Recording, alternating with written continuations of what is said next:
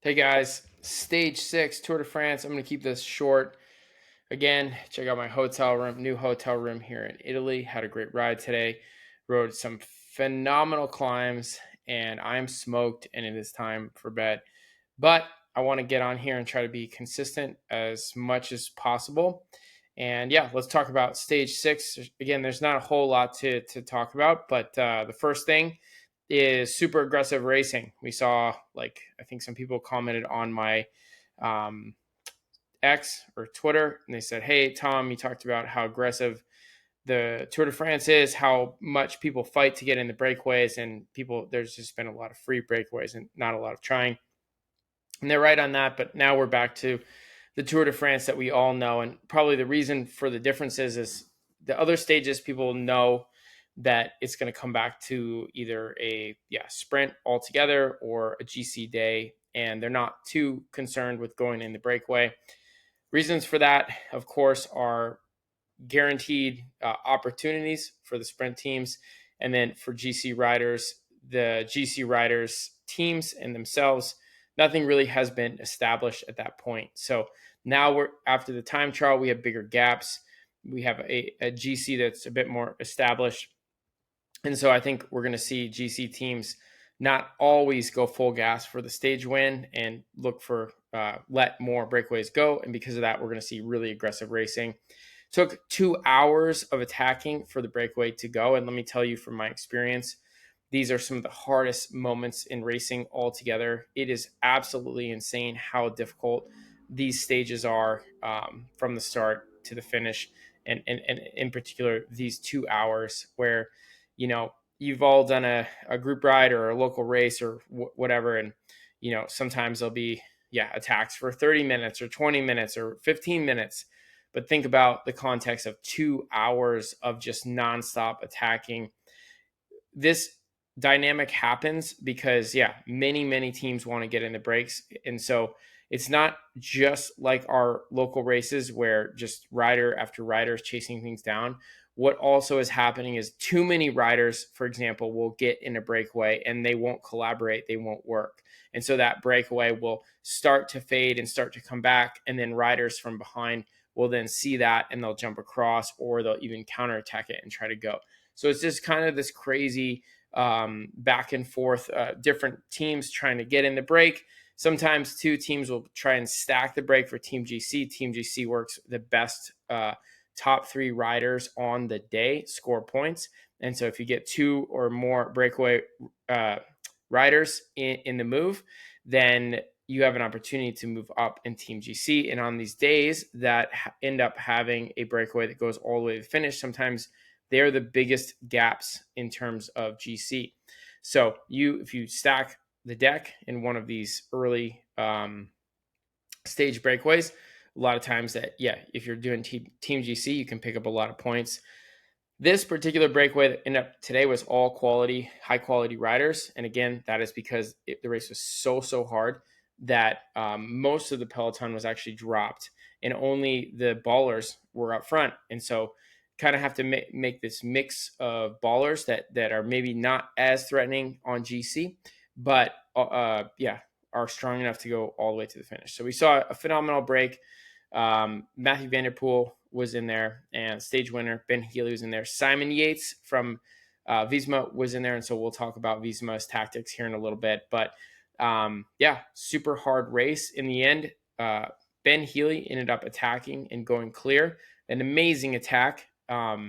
He on a roller, he was drifting to the back.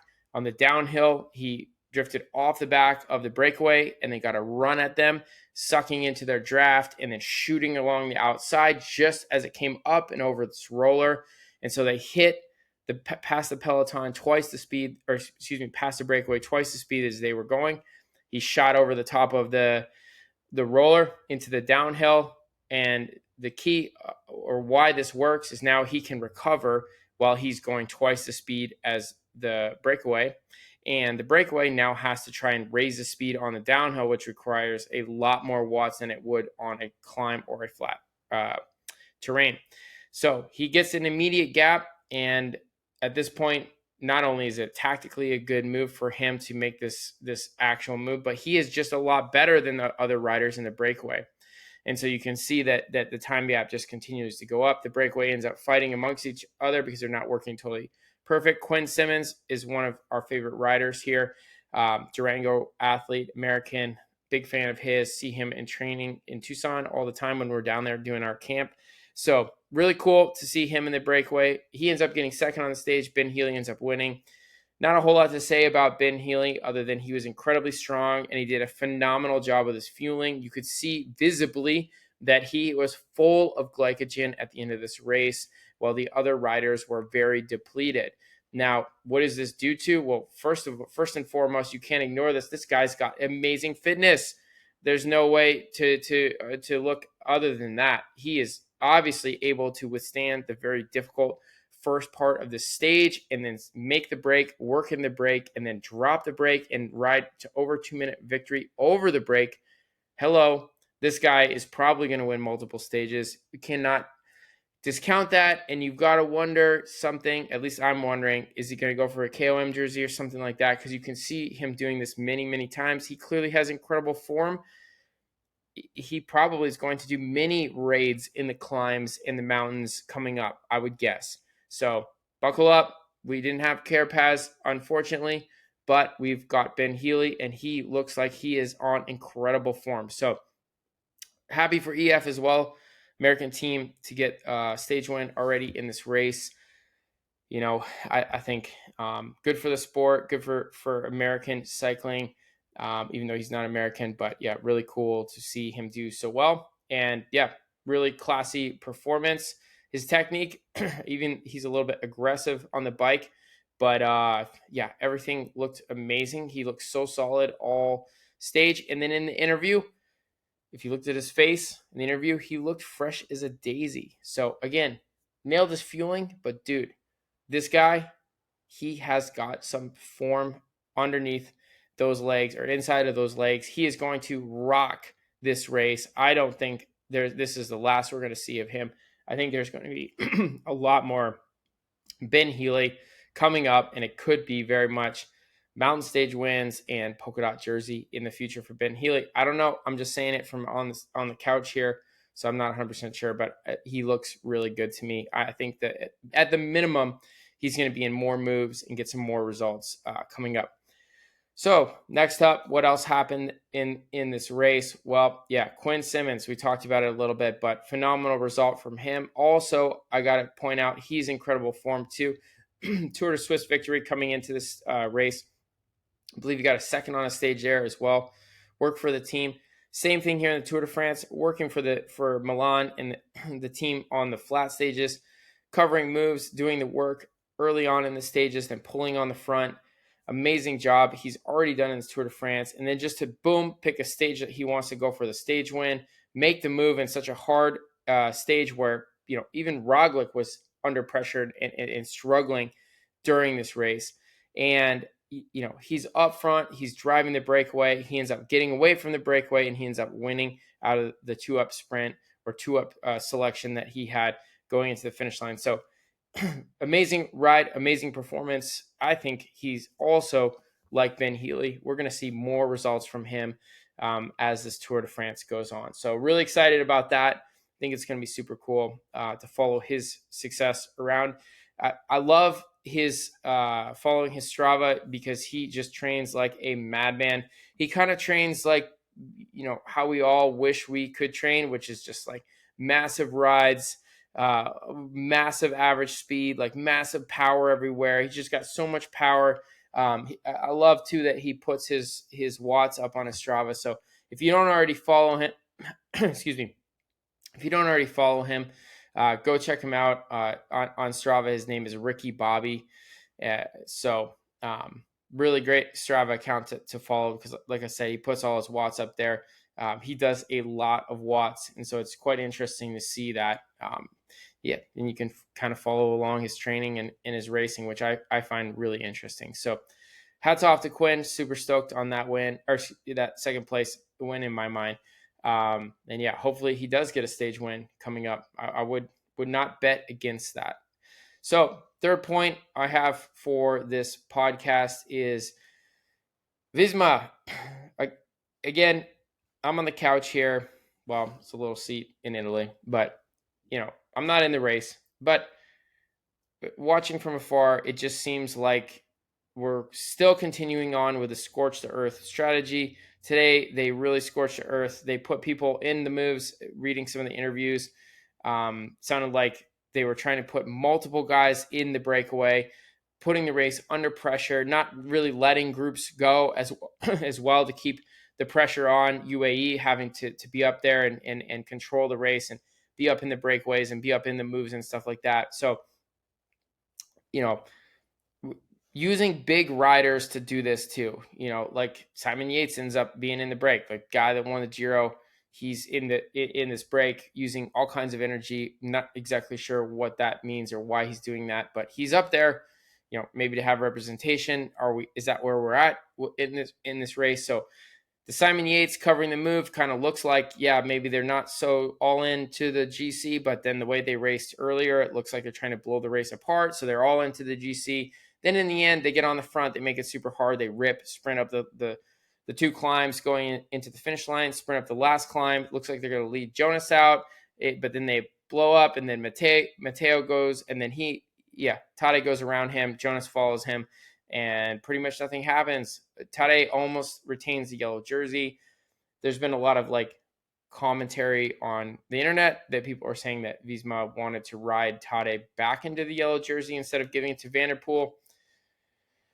I don't know if that's really a good thing, a strategy. Seems like he's probably going to get the yellow jersey tomorrow anyway, so I don't really understand that. They say, yeah, maybe just make him do all the podium protocols and things like that. But, I don't really think those podium protocols are that much more than, well, from my own experience, I know that these podium protocols are not that much more work than the traditional get in your bus, cool down, whatever. So the way these teams have the staff set up, another car waits for the podium rider. So the bus goes back on its own, and then the car goes back with the rider that was on the podium. And a lot of times the podium rider beats the bus to the hotel. So I don't buy that, but whatever. I do buy that they were super aggressive. And the question I'm asking is this the best strategy for them? I don't think so. And why are they continuing to do this? And this also bothers me too. And I'm just going to say it out loud right now. It's like these quotes from the Visma people and from Visma team riders and the staff. And also Jonas, they are saying, we don't know what happened in the time trial. We don't know.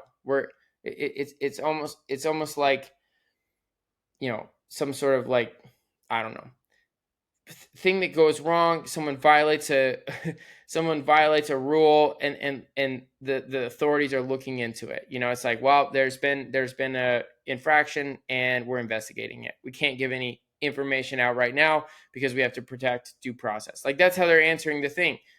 Let's be real. Like, you when you do the time trial, you do a race, especially like a time trial. They call it the race of truth because it is a race of truth, because it's just you and your bike and your power and what you do.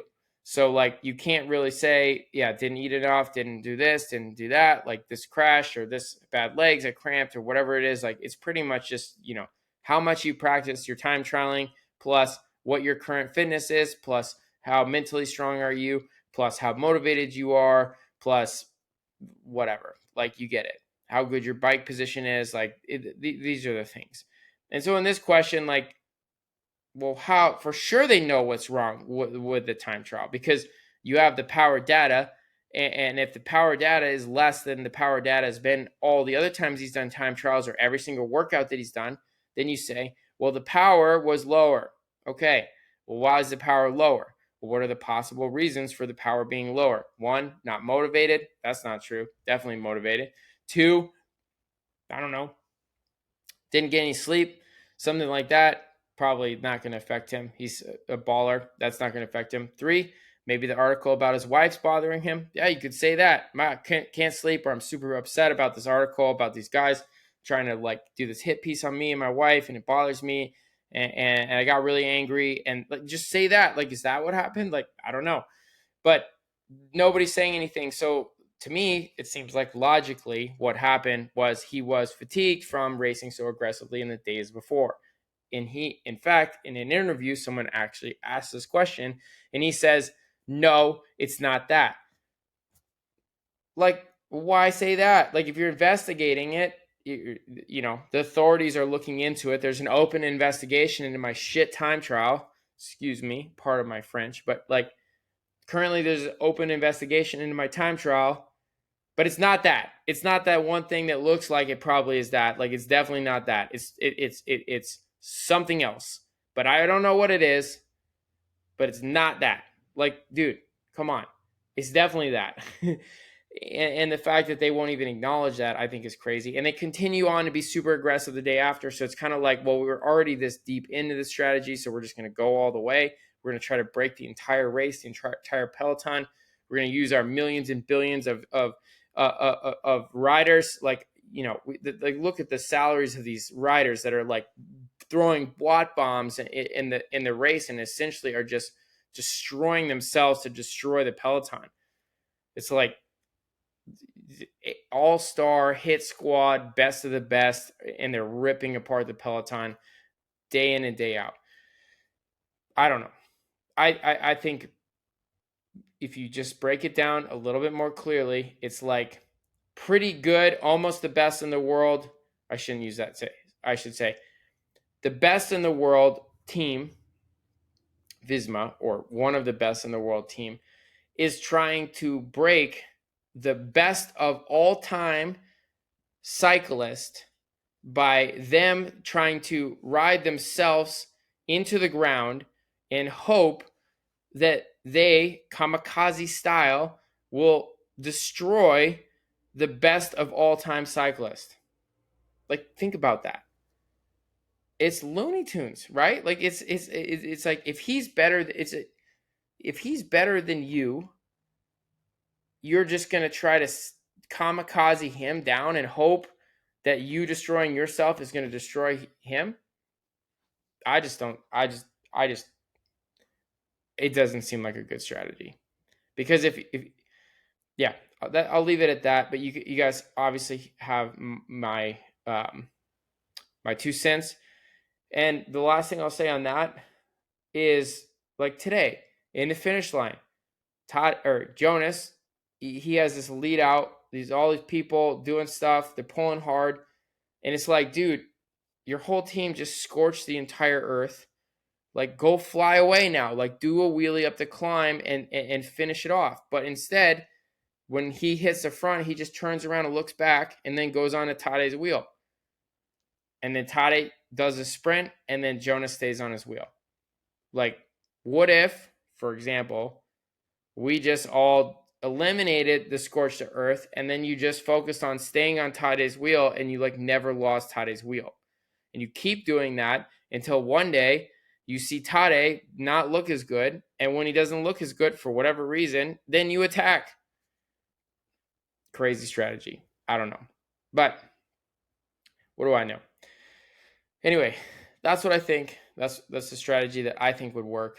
And if it doesn't work, it shouldn't work. Like, let's be real. Here's the last part of my rant. I keep saying this, but like, it is not a failure if the guy that's the best wins the biggest race. Like, he should win the biggest race. He is the best rider. And you are the underdog, which is fine, which is awesome. We love you because of it. But that's reality. So, like, if you win, it's going to be because something happens. That's it. There's no way around it. Like, you are not better than him in racing right now. Now, like, you might be when he has a bad day, or he loses his form, or he gets frustrated, or he hates cycling, or whatever it is, and you've got to keep training for that moment. Or you might keep working hard, and you pass him. That might happen too. But currently at this Tour de France, it's not a shameful thing to finish second place to this guy, right? So let's not lose our minds here on trying to like continue this narrative that's like, we're going to get him this time. Like, you might get him this time. You might. But if you don't, we're not mad. Like, we're happy. Like, awesome race. And quite honestly, if he stayed on Tadej's wheel for the rest of the Tour de France and never passed him one time, that would be massive, right? Massive. Think about it. He like stayed on Tadej's wheel on the 1K uphill sprint, and the whole world was like, "Oh goodness, this guy's amazing." Like, he didn't beat him, but he was there, and he hasn't been there in the past. So honestly, if he can just show up and be on that wheel, be a sticky booger, not get flicked off, that's going to be a win, and that's going to create so much momentum and so much excitement. And then leave the Tour de France second place on Tadej's wheel or close to Tadej's wheel, and then go hit your training again, and then now come back again and try to overtake him. Keep doing that until you get it, right? That's a formula for success. But I think arson is not the strategy. Arson on the Tour de France is not the strategy, I don't think. But again, these guys have won the Tour de France. They know what they're doing. So I'm probably wrong, but I'm just giving my 2 cents. All right. Last one, let's talk about Tadej. Tadej. Yep. Pretty much the same vibe as the Dauphiné. I think he got off his bike and seemed kind of irritated. In the Dauphiné, he seemed quite irritated with how Visma treated him and raced against him. Kind of looks like they just look for every opportunity and take a cheap shot at him, take a shot, keep punching, keep prodding, keep, poking him. He doesn't like it. Maybe that's a strategy that he just goes insane. But if you watch the Netflix documentary, like, there was a side of Tadej that you probably would have noticed in the Netflix, that he does get angry and he does use it as fuel to win races. And so there's a saying, don't poke the bear. I believe perhaps some of the massive slaughters that happened in the Dauphiné were related to some of the shenanigans that happened with the Visma folks. So who knows? They seem to be poking the bear right now. Is tomorrow going to go in their favor? Is it going to go in Tadej's favor? I'm not exactly sure. It does seem like a good Tadej finish or good Van der Poel finish. I've done it before. I was up there in this finish, so it is a climb. It is for climbers, so Jonas likely will be there. So will be exciting. But yeah, Tadej seemed irritated when he finished the stage. He also raced passive again, not throwing any attacks, no funny business, not even riding his team to protect the yellow jersey, to bring the break back. And then it looked like he was quite easy on the final climb. There was people sprinting all over the place on their bikes. You could see riders shooting out the back of the small group, and he was seated and his body was barely rocking, while Jonas's body was rocking and rolling, and so was Jorgensen. So obviously it was massive watts, but it does look like he is in extremely good condition on these climbs. And Jorgensen lunges for the line, and he ends up just saying, no, thank you, I'm going to take that, and then pipes him at the end. I do think it's funny, though, right? Like how he kind of calls out Jorgensen and says, hey, like, why are you sprinting for 10th place? And then he goes and sprints for 10th place. Obviously, he is competitive, so it is probably similar to how we do it on our group rides as well. So I don't know. I thought it was interesting to see how good he looked on the bike. I will say in the interview that they caught him, he did seem a little bit like frazzled to some degree. So even though on the bike he looked super good, super calm in the race, you could see in his face that, yeah, he was definitely frustrated, and it wasn't the most enjoyable bike race that he's done so far. And I think, yeah, you probably feel that way a little bit as an athlete, maybe, when you have to work so hard and kind of follow so many difficult moves and do so many hard efforts throughout the stage, and then you don't get the stage win, right? Like you get that 10th place. So maybe that's a little bit of the feeling. And he lost the yellow jersey, the green jersey, and the polka dot jersey. So no jerseys tomorrow. Hopefully he'll get one back. But yeah, so that's it. So podcast, we done. Short and sweet for today. But stage 6, Ben Healy, watch that man. I think he awesome win. I think he's got a lot more of that coming. Quinn Simmons, watch that man. I think that dude is going to rip. He looks so good. I think he might get a stage win. I hope he does. But really cool to see him up there and get second. Visma and Jonas, they've got the freaking torches, blow torches out there. expect more of it tomorrow, I guess. So brace yourself. At least it's exciting for TV. And it'll be interesting to see how that works out tomorrow for them and moving forward. And then Tadej, damn, Tadej looks good. So expect the unexpected, but then at the same time, expect that the unexpected is going to be as expected, which is better than everyone else's expected performance. So that's it. That's the podcast. I'm going to go get ready. We are riding the Stelvio tomorrow. So I will check in with you guys after the Stelvio. And yeah, have a good night. Enjoy doing this. Thank you for listening.